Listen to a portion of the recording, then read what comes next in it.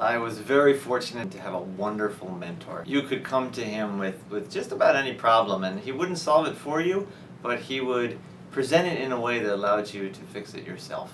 And now, 15, 20 years later, I'm still in touch with him, and when I am advising students, I hear myself sometimes giving them the advice that he gave me.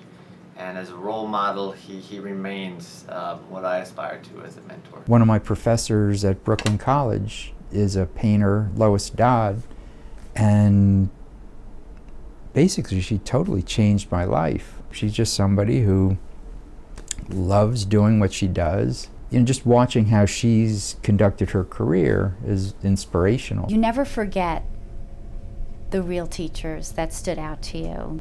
I was in a class with a lot of seniors, and he announced that any senior who had an A in the class did not have to take the final. So I waited after class and I respectfully said, his name was Stan Saxton, I said, I have an A, why do only the seniors get to avoid taking the final? If I have an A, couldn't I exempt out of the final? And he said, Virginia, your job while you are here is to make your life harder.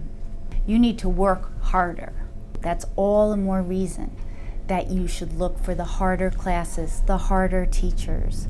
Take extra credits, because you can coast through this whole experience. I went into college a very young 16-year-old who had lived a very sheltered life in a very non-integrated community in the Bronx. I remember one English teacher who had given us an assignment on a piece of writing by Norman Mailer.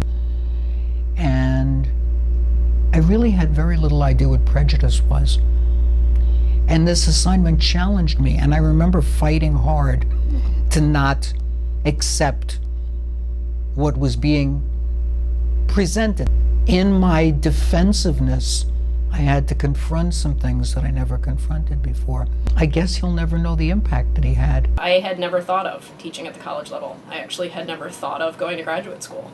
It just wasn't, I didn't have that kind of self-confidence, and I really just thought, well, I'll go teach biology in high school because I like biology and I like teaching, but I had never thought bigger than that until it was the professors at Plymouth that had suggested to me that I set my horizons a little further out and I think bigger, and they encouraged me to change my path, and I actually did change my major to a biology degree with a minor in chemistry, and then went on to graduate school at Stony Brook. A story that I remember a professor of mine in grad school telling me that made a very powerful impact on me. He said, fingerprints, and he held up his hand like this, and everybody, the students were looking, what was this guy talking about?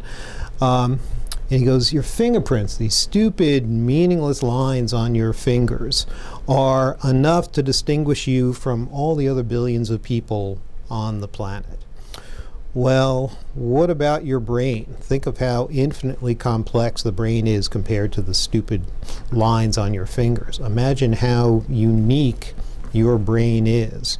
And as a result, there are going to be things that only you can think. Your brain is different from any other brain, and therefore thoughts, ideas, creativity is in you that isn't going to be duplicated in anyone else. But I thought it was a nice metaphor that you're finding that one unique contribution that you can bring to the universe to think and realize things that only you are uniquely able to actualize. Initially, I was a little bit nervous to go and talk to my professors. When I had a professor that showed particular interest and asked me to come by the office and visit, then I realized they really did want you to come by and visit and get their input. From the time I was in college, I knew that it was just more fun to just work with people and to develop these close relationships and to foster them.